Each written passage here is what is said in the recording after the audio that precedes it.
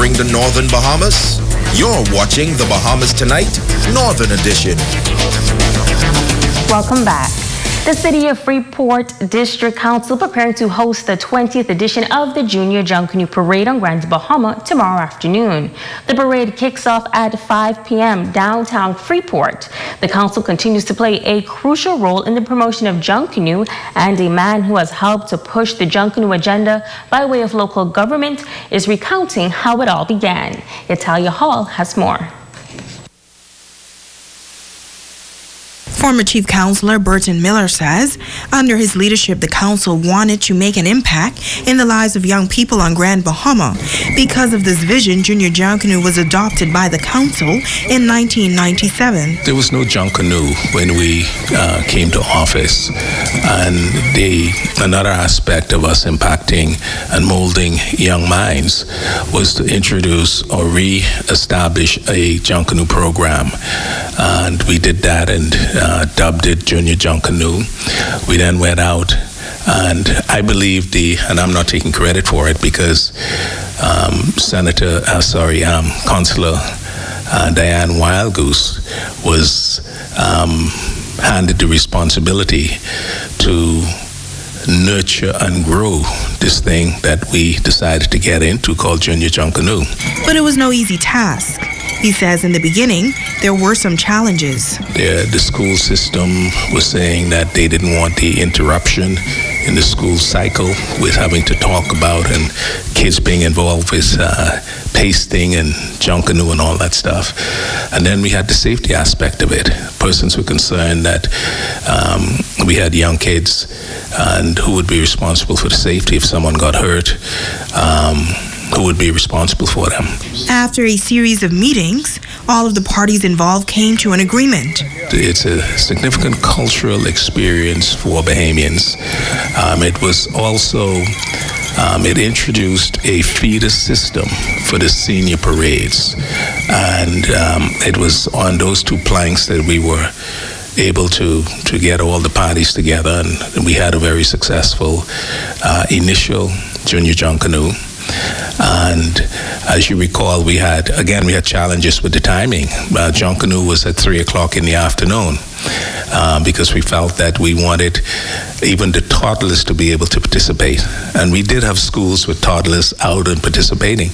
And having it at 8, 9, 10 o'clock in the evenings just couldn't cut it. But after over 20 years of involvement between Junior Junk Canoe and local government, the former chief counselor says he does have one disappointment. We have lacked the will as leaders, as government, as the Junk Canoe committee, as participants. We lack the will to create one location where we can have and display the masterpiece, the work of the talented Bahamians that spend countless hours pasting and designing. And it's the saddest thing of all is when after Junk Canoe to see the destruction of this masterful work. Miller says going forward, a proper junk canoe museum is needed as it can be a tourist attraction as well. Italia Hall, ZNS Network News. And the Tiny Tots also learning the importance of national pride. The youngsters getting an important lesson in Bahamian history while having fun at the same time. Jay Philippe fills us in. Students, teachers, parents, and administration at daycare kindergarten all came together to celebrate Bahamian Day at the school's campus. The students were dressed in Bahamian colors and other Bahamian national symbols in celebration of Bahamian Day. Principal of the school, Janatha Russell, says the day was designed to bring awareness to the students about Bahamian culture. We want our children to be aware of our Bahamian culture, and that as they go into the primary school system, they would have a good foundation as what takes place concerning our Bahamian culture. Janatha Russell also says it's important for the students at an early age to become familiar with things Bahamian so that their transition into primary school will not be as challenging as it relates to national pride and Bahamian history. We We thought that it is important, especially that the children are aware of our national symbols, and it is a part of our curriculum that we teach them general knowledge, and also that they know the present Prime Minister and the other ministers and the Minister of Education. And then we also thought to bring in some of our straw work, and we also designed a Bahamian book, which was done by myself and some of the other staff members. And to add flavor, the parents came up with the idea, why not add Bahamian food so that our children would be aware of some of our Bahamian food that we eat. We asked some of the students about their dress attire and what it represents, and they were not shy on their expressions. The blue marlin. What is the blue marlin? The national fish. I am a flag. What is the colors of the flag? Black, yellow, blue. I am a Junkanoo girl. What do Junkanoo girls do?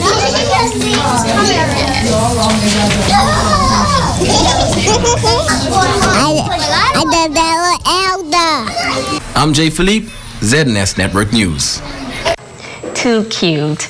The Ministry of Tourism spearheading an initiative this past weekend focusing on the protection of the environment.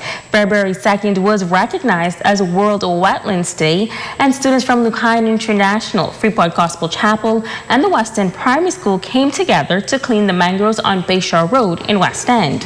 Founder of Earth Care, Gail Woon, was one of the coordinators.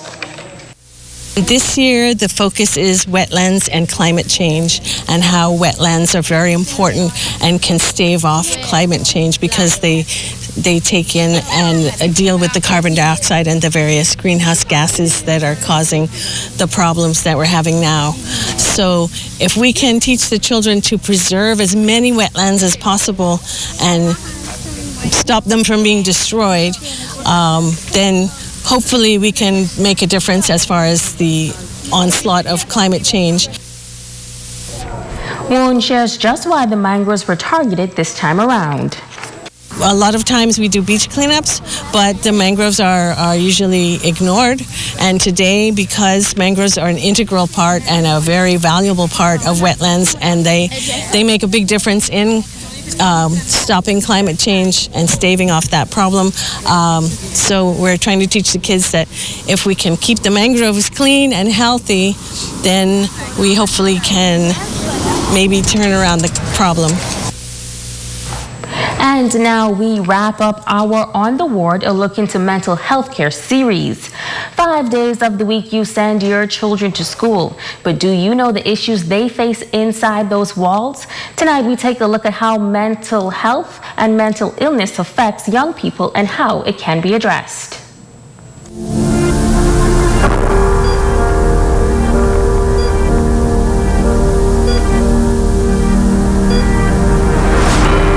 As time progresses and societies change, so do the pressures and experiences of various generations. Clinical psychologist Michelle Lundy says that in these days, young people face a myriad of issues, and those issues could translate to the development of mental illnesses. Social worker, part of the mental health team at the Rands Memorial Hospital, Clarence Heald, adds that substance abuse also plays a major role in the mental health of young people. We recently had World Mental Health Day that focused on adolescents, and so we're seeing all those behaviors as well, the cutting behaviors, the depression, the bullying, the substance abuse as well. So we're getting a lot of them. Sometimes persons start using marijuana, let's say marijuana at an early age, but they don't notice the dysfunctional behavior at that time. But later on in life, they start having dysfunctional behavior, disorganized thoughts, and the behavior goes along with that. And so by the time they come to us, they would have, over a period of time, their mental health would have been declining. But usually we see like marijuana at the base of that. With these challenges in mind, a psychiatric nurse, a part of community psychology, Itop Uda, says that the mental health team has been given approval to implement a mental health curriculum into the schools. We have the schizophrenia, the bipolars, and the greatest one which is affecting our younger generation is the substance abuse. So we have as of 2018, we have developed some program, and then we want to incorporate, I would say, introduction of mental health to schools, because young children, which are the future leaders, they need to do well, at least have more awareness about those substances, those things that could affect their mental health in the future and maybe affect their academic performance, because we know for a fact that if you abuse substance, it might affect your intelligence or vis-a-vis your mental health. Lundy is adding that it is critical to communicate with your children and hear their concerns. If we let it progress, then our chances of impacting whatever is happening is slim. So we need to be able to get in there early, right? So that we could have much better outcomes in who we're treating. It's important. We have to let people realize that it really is a stigma attached to it, and that a mental illness is just like a physical illness. It's something that's happening in your body. Something is not functioning right. This is happening in your mind. Something is not functioning right. It needs to be treated.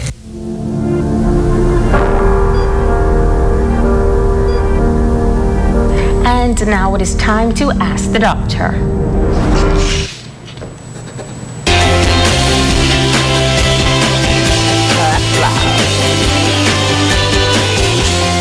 Welcome.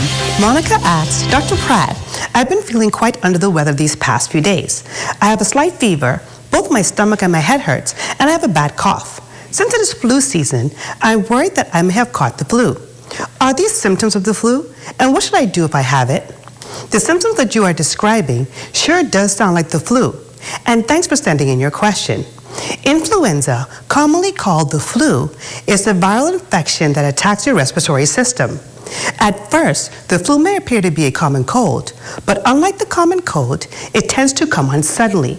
Common signs and symptoms include fever over 100 degrees Fahrenheit, aching muscles, particularly in your back, arms, and legs, chills and sweats, headache, dry cough, sore throat, fatigue, and nasal congestion. There are various things that you can do to prevent the flu. Your best defense is to receive an annual vaccination. Because the influenza vaccine is not 100% effective, it is also important to take other measures to reduce the spread of the infection, such as washing your hands frequently and containing coughs and sneezes. If you do get the flu, here are some things that you should do. Stay home and rest. Drink lots of fluids. Water and juice are best. Wash your hands often and take over-the-counter cough medicines. I'm Dr. Monique Pratt, and this has been Ask the Doctor.